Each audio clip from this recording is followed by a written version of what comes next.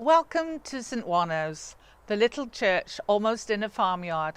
As you drive from Raglan towards Monmouth and you glance up on the hill, you'll see this beautiful tower, and it really does look as though it's in the middle of a farm.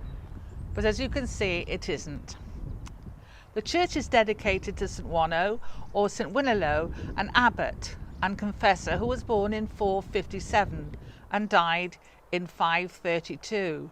To the right of the altar is a canopied memorial to John and Christine Milbourne, once owners of Wanstow Court. He died in 1637, and although their figures have disappeared, their 4 sons and 7 daughters can all be seen in prayer and wearing Stuart costume. The faces have disappeared, allegedly because when Oliver Cromwell was around these parts, he backed his horses into this church, ready to come out fighting, and the soldiers were busy sharpening their swords. I was christened here, married here, blessed here, then married here, and I hope I shall be buried here, and I hope it stays open. It's just somewhere very quiet, beautiful, and you get a sense of a warm feeling when you come through the doors, and I always feel at peace.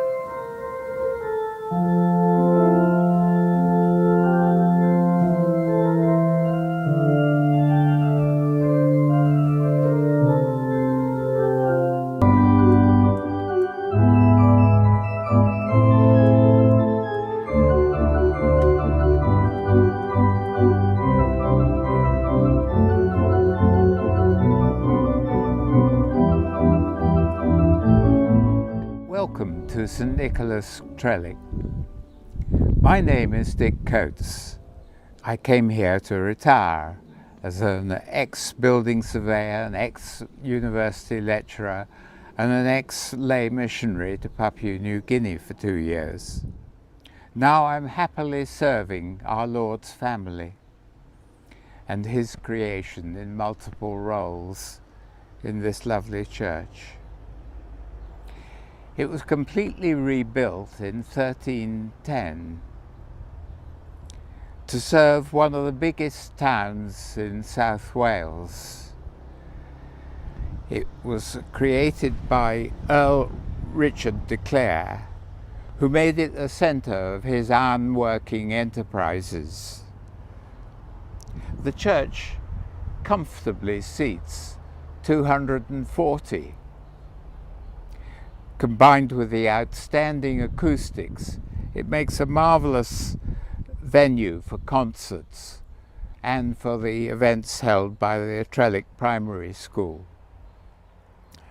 Today, like Micheltroy, we are attempting to make the building more flexible, taking out the aisles, pews, but there is so much more to do and no funds left to do it. So much love has gone into this church, with its prayer-soaked walls. Our tiny congregation are determined to prepare it for the next generations.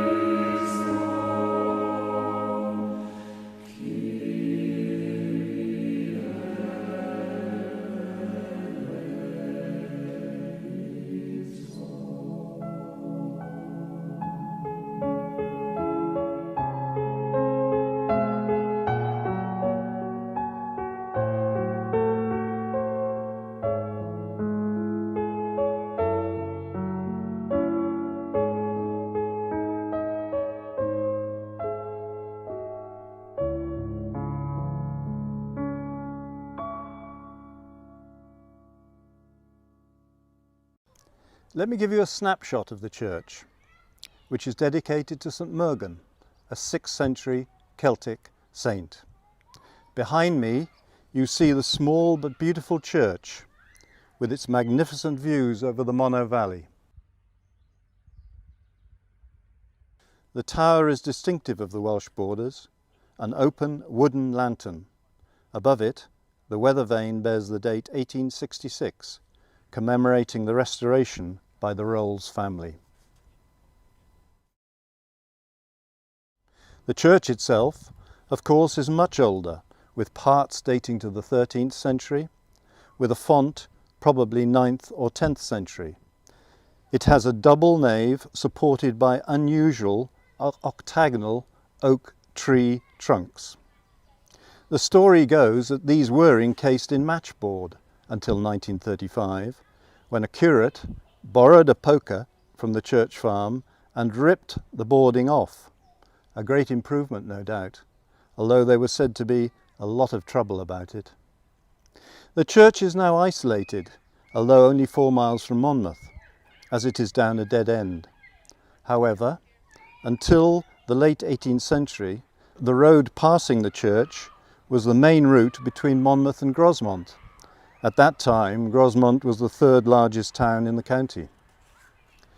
The parish's most distinguished resident was General Sir Robert Brownrigg, who won Ceylon for the British Empire by defeating the King of Kandy. Inside the church is a memorial to Brownrigg, complete with the coat of arms of the King of Kandy. On his death, King George IV described him as one of the best men he had ever known.